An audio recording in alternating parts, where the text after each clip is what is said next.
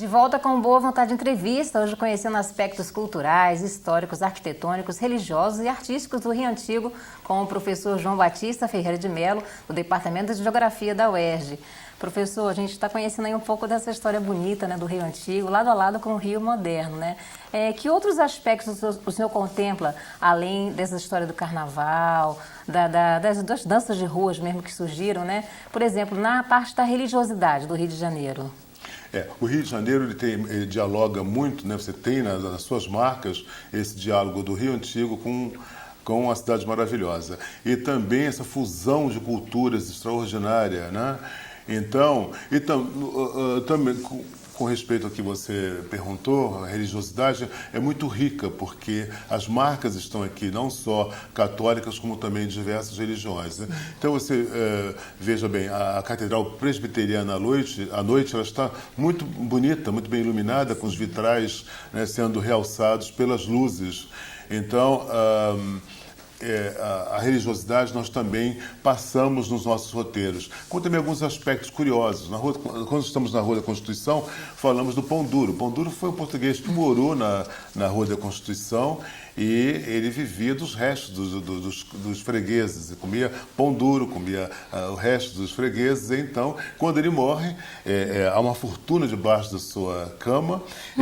O seu quarto era uma pocilga, era uma lixeira, e ele estava ao mesmo tempo milionário e também miserável, pobre, né? E aí começa a história então do pão duro e ser difundido pelo Rio de Janeiro. Daí que surgiu esse termo. Alguns termos são muito interessantes, como bondes, né? Como são os bondes? Quando a gente faz o roteiro reconhecendo a periferia do centro, começa na Light, Centro Cultural Light, a gente fala, os bondes, eles começam, na verdade é ferrocarril, mas aí você tinha, como o condutor não tinha o troco, o motorneiro que vai à frente conduzindo o bonde, como você sabe, e o condutor que fazia a cobrança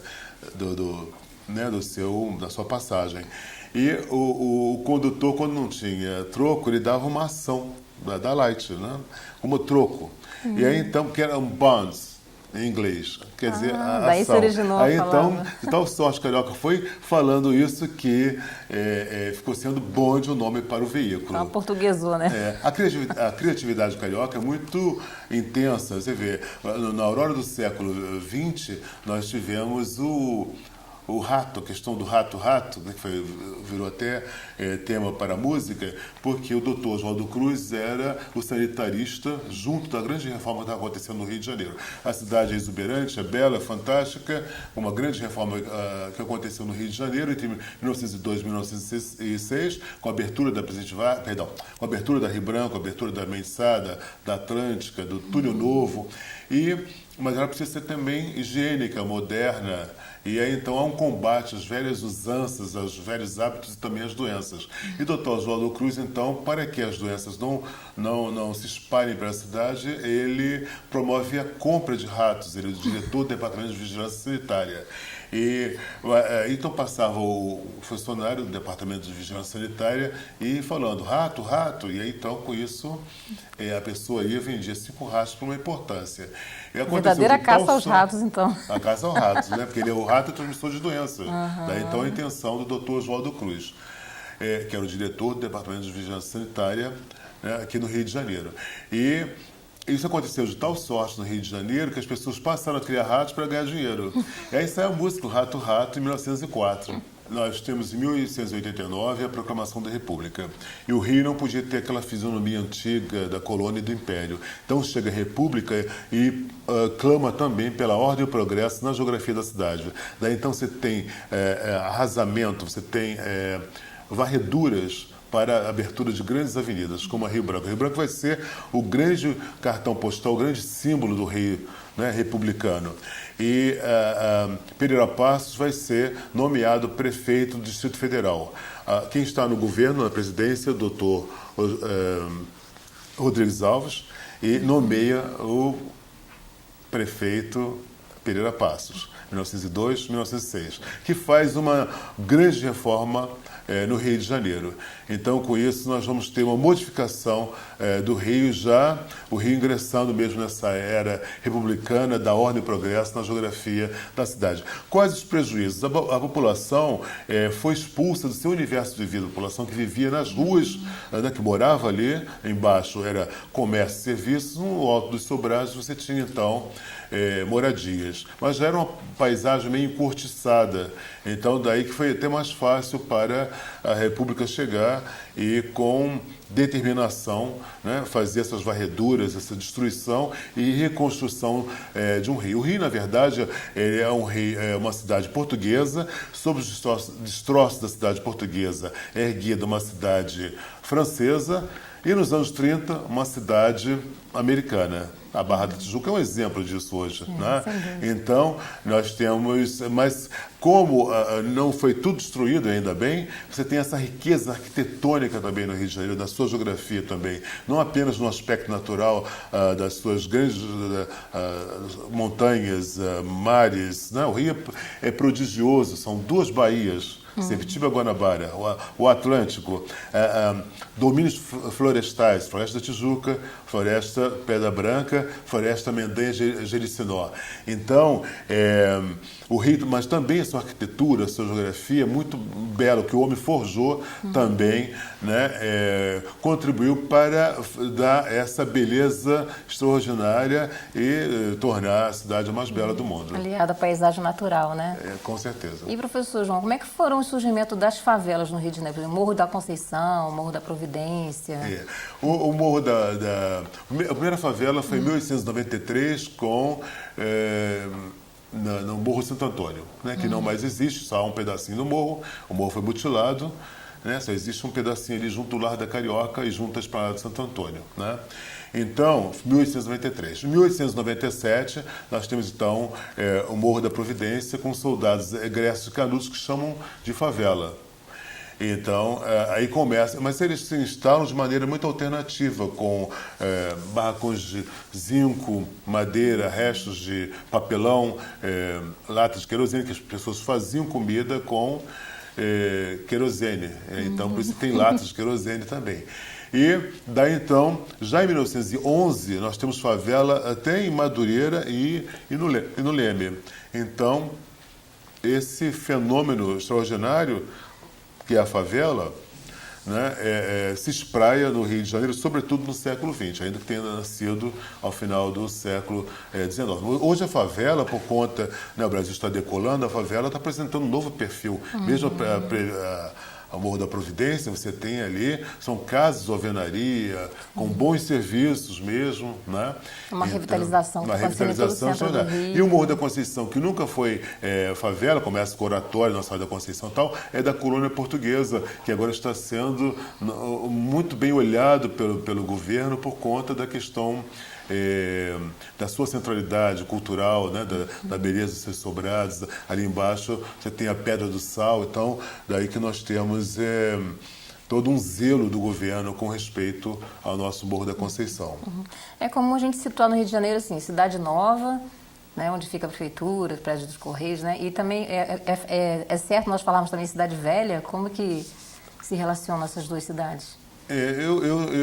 Pois é, pode ser velho, assim, no melhor sentido da palavra, né?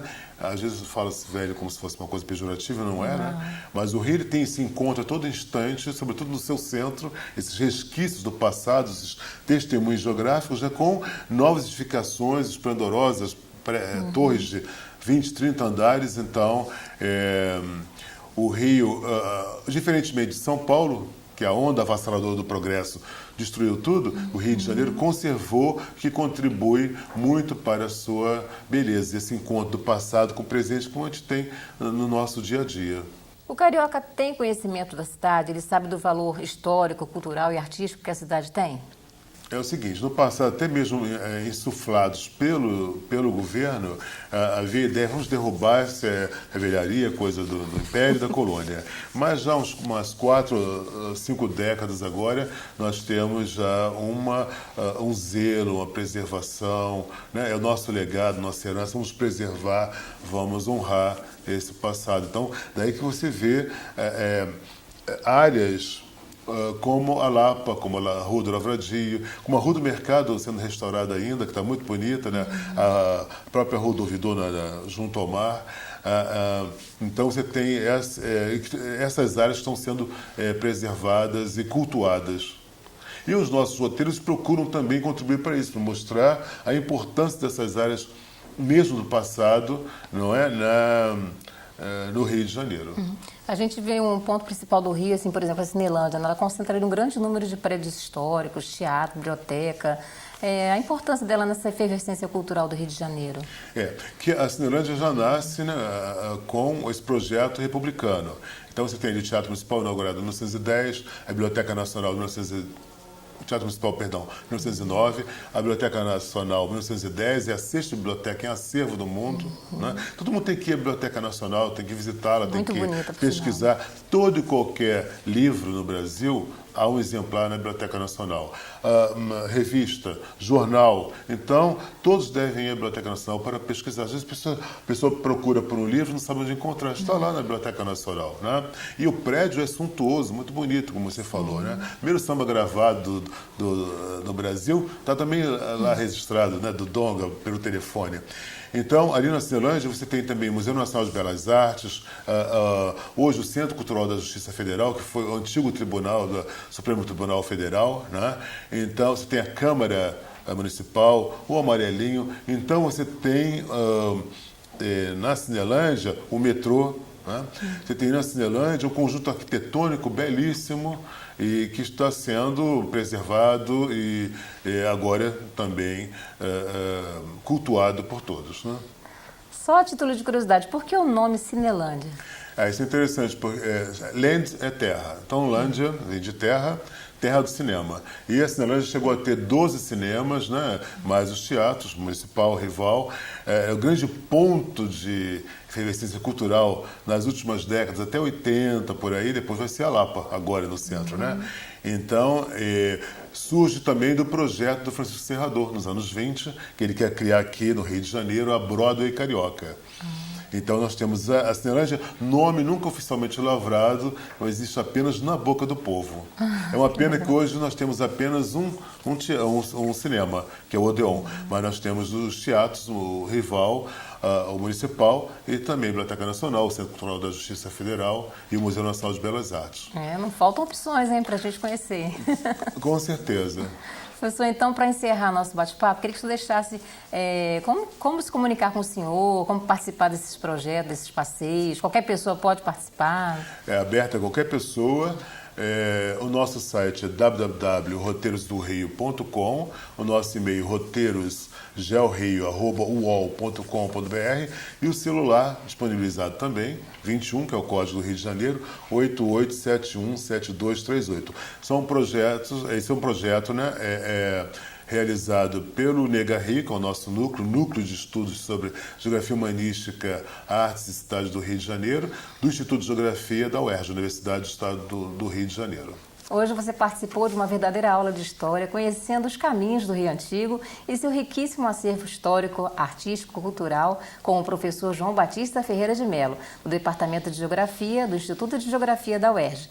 Boa Vontade Entrevista vai chegando ao seu final, mas você permanece na audiência da Boa Vontade TV, a TV que faz bem a você.